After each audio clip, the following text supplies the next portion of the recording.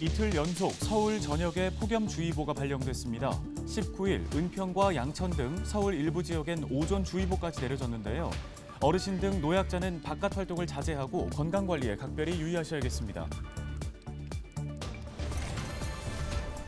양천구 신월동의 한 다세대 주택에서 아래층에 사는 70대 여성을 숨지게 한 뒤 불을 지르고 달아난 혐의를 받는 30대 남성이 나흘 만에 경찰에 붙잡혔습니다. 서울시 발달장애인 긴급돌봄센터가 은평구에 문을 열었습니다. 센터는 보호자가 입원이나 경조사 등 긴급한 상황이 있을 경우 발달장애인을 일시적으로 돌봐주는 곳으로 24시간 운영되며 연 최대 30일까지 이용할 수 있습니다.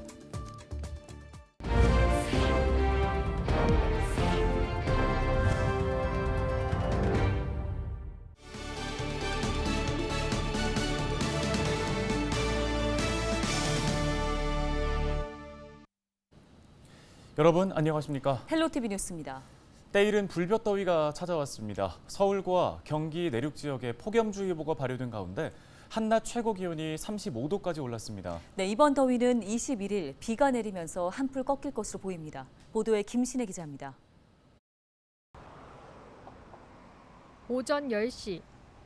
강하게 내리쬐는 햇볕이 바닥을 뜨겁게 달굽니다. 가만히 서 있기도 힘든 무더운 날씨. 운동하러 나온 시민들은 모자에 양산, 팔토시로 완전 무장했습니다.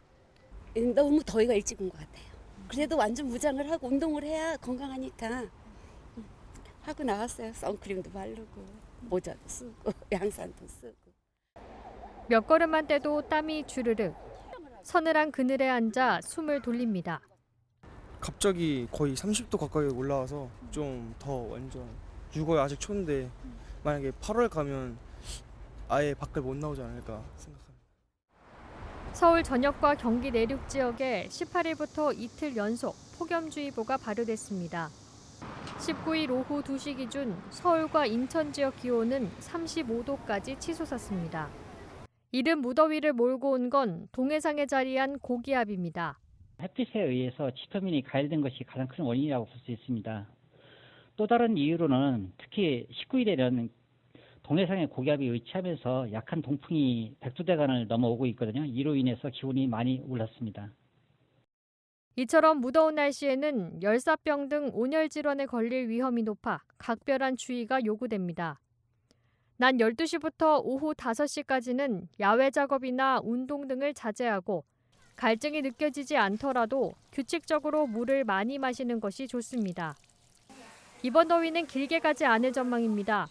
기상청은 19일 폭염특보가 해제되고 오는 21일 새벽부터 낮 사이 저기압의 영향으로 수도권 등에 비가 내리면서 더위가 한풀 꺾일 것으로 내다보고 있습니다. 헬로티비 뉴스 김신혜입니다. 양천구 신월동의 한 다세대 주택에서 아래층에 사는 70대 여성을 숨지게 한 뒤 불을 지르고 달아난 혐의를 받는 30대 남성이 경찰에 붙잡혔습니다. 양천경찰서는 18일 새벽 0시 20분쯤 강북구의 한 모텔에서 30대 남성 A씨를 검거했습니다. A씨는 지난 14일 양천구의 한 다세대 주택에서 같은 건물 2층에 사는 70대 여성을 살해하고 불을 지른 혐의를 받고 있습니다. 경찰은 화재 현장에서 발견된 숨진 70대 여성이 흉기에 찔린 흔적을 확인하고 A씨를 용의자로 특정해 추적해 왔는데요. A씨는 경찰 조사에서 피해자와 층간 누수 문제로 다투던 중 살해하고 불을 질렀다는 취지로 혐의를 인정한 것으로 전해졌습니다. 경찰은 A씨를 상대로 자세한 범행 동기 등을 조사한 뒤 구속영장을 신청할 계획입니다. 서울시가 모아타운과 재개발 신속통합기획에 이어 공공재개발 후보지도 수시로 선정하기로 했습니다. 서울시는 그동안 매년 1회 공모를 통해 추진해온 공공재개발 후보지 선정을 올해부터는 수시 신청을 통해 선정한다고 밝혔습니다. 수시 신청은 이번 달부터 시행되며 공공재개발 사업을 원하는 지역 주민이 30% 이상의 동의를 얻어 자치구로 신청하면 됩니다. 후보지 추천을 받은 자치구는 주민설명회를 거쳐 서울시에 추천하게 되고 선정위원회를 통해 선정 여부를 최종적으로 결정하게 됩니다. 은평구의회 제300회 정례회가 지난 15일 열린 본회의를 끝으로 폐회했습니다. 은평구의회는 지난달 23일부터 총 24일간의 일정으로 정례회를 진행했는데요.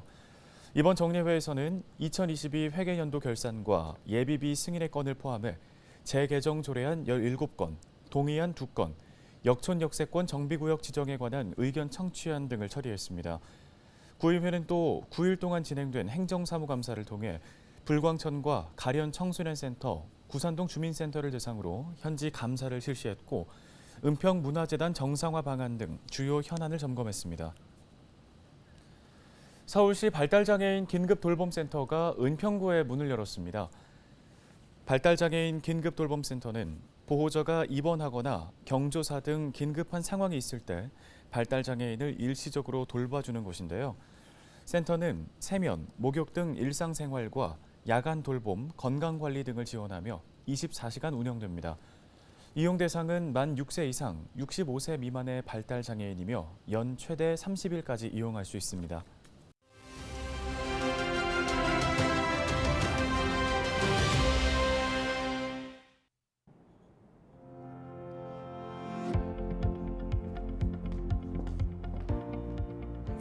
한 줄에 1,000원밖에 하지 않던 김밥, 단골 외식 메뉴로 꼽히는 저렴했던 삼겹살까지 대표적인 서민 음식의 이 가격은 이제 어디서도 찾아보기 힘듭니다. 요즘 밖에서 밥 한 끼 먹으려고 해도 10,000원은 들고 나가야죠. 한국소비자원이 외식 물가 통계를 위해 8개 품목을 조사해봤는데요. 그런데 이 중 절반 이상이 서울 기준으로 한 끼에 10,000원을 넘는 것으로 나타났습니다. 삼겹살이 200g에 19,150원으로 2만 원에 육박했고요. 삼계탕과 냉면, 비빔밥도 모두 10,000원짜리 한 장으로는 모자랍니다. 다른 음식들도 살펴보면 칼국수와 김치찌개 백반도 8,000원대, 짜장면 7,000원, 김밥은 3,000원을 넘었습니다. 5년 전과 비교해보면 상승률은 더 크게 체감됩니다. 짜장면과 김밥은 40% 이상이나 올랐습니다. 한국소비자원은 외식 물가 상승 추세가 당분간 계속될 것으로 내다봤는데요. 러시아와 우크라이나 전쟁 탓에 세계적으로 곡물 가격이 상승했고 가스와 전기요금 등 물가가 전반적으로 오른 이유입니다. 이러다 또 5년 뒤면 김밥 10,000원 시대가 올지도 모르겠습니다. 지금까지 데일리 브리핑이었습니다.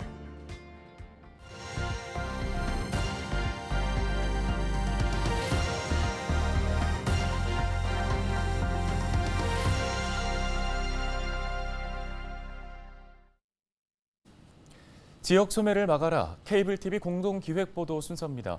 지방의 열악한 응급의료 실태를 전해드리고 있는데요. 이번엔 한 지자체의 사례를 통해서 대책을 살펴보겠습니다. 네, 대구 달성군에서는 응급실이 없어진 지 5년 만에 24시간 진료를 받을 수 있는 응급실이 다시 문을 열었습니다. 지자체가 응급실 운영비를 지원하게 되면서 가능해진 건데요. SK 브로드밴드 김민재 기자가 소식 전해드립니다. 인구 26만 명의 도농복합도시 대구 달성군. 5년 전 한 민간병원이 운영하던 응급실이 문을 닫은 이후 최근까지 달성군에는 응급실이 단 하나도 없었습니다. 사정이 이렇다 보니 주민들은 심야 시간 위급한 상황이 생기면 차로 1시간 가까이 걸리는 대구 도심의 대형 병원으로 가야만 했습니다. 엄마들이 집에서 이제 그 비상약 있잖아요. 그걸로 전전긍긍할 수밖에 없어요. 아니면 진짜 응급이면 칠곡 경대 가야 돼요. 거기 어린이 병원이 있거든요. 어린이 병원 응급이 있어서. 달성군 육아읍에 있는 한 병원. 소아청소년과와 산부인과 등으로 구성된 이 병원은 지난 4월부터 24시간 진료가 가능한 응급실을 운영하기 시작했습니다. 달성군 9개 읍면을 통틀어 단 하나뿐인 응급의료시설입니다. 중상 이상의 응급 환자가 발생했을 경우 도심 내 협력병원으로의 이송과 전원 시스템도 마련되어 있습니다. 일단 있다라는 생각에 마음이 좀 편안해지는 건 아무래도 애기 엄마다 보니까 여기 근처에 사는 엄마들은 다 그럴걸요. 원래 저녁에 나갈 데가 없어서 진짜 막막했거든요. 현재 행복한 병원 응급실은 의사 3명과 간호사 11명이 24시간 교대로 근무하고 있습니다. 달성군은 이 응급실 운영을 위해 월 1억 원을 지원하고 있습니다. 응급실이 문을 연 이후 2달간 2천여 명의 주민이 병원을 이용했습니다.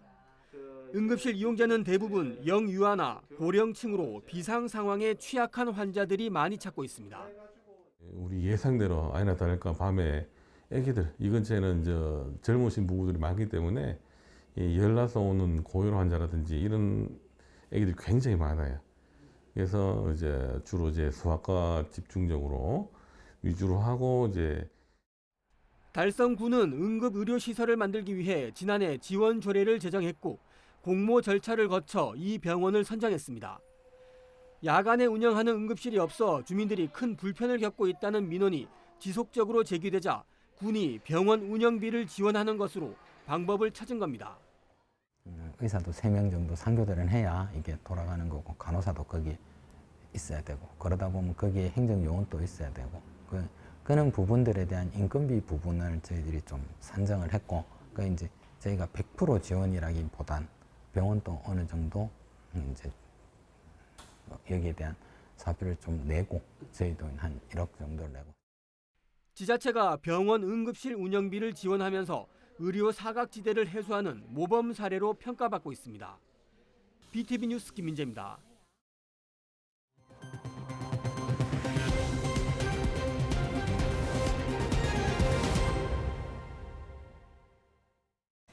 양천구 모기동 용왕산 달빛거리가 새 단장을 마쳤습니다.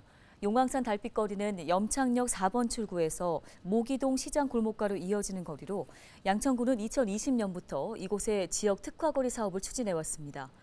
양천구는 염창역 4번 출구 주변 계단 쉼터와 포토존을 조성하고 지하철역에서 용왕산 가는 길에 놓인 전신주에는 조명 기능이 있는 달빛거리 조형물을 설치했습니다. 은평구가 일상생활 속 비법을 가진 지역 주민을 골 때리는 고수 프로그램 강사로 모집합니다. 은평구는 다음 달부터 9월까지 제철 채소 잘 고르기, 중고거래 잘하기 등 일상생활 영역에서 참신한 재주를 가진 고수를 모집해 강의를 진행할 계획입니다. 고수로 참여하면 소정의 활동비와 강의실, 교육에 필요한 기자재 등이 지원되는데요. 골 때리는 고수 프로그램은 이달부터 10월까지 매달 운영되며 은평구민은 누구나 무료로 수강할 수 있습니다.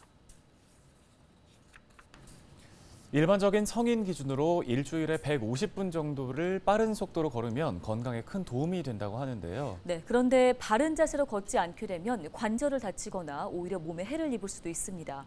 어떻게 걷는 게 바른 자세일까요? 서희동 기자가 전해드립니다. 노인부터 청년까지 건강관리에 관심 많은 30여 명의 시민이 한자리에 모였습니다. 이들이 모인 이유는 다름 아닌 걷기를 배우기 위해서입니다.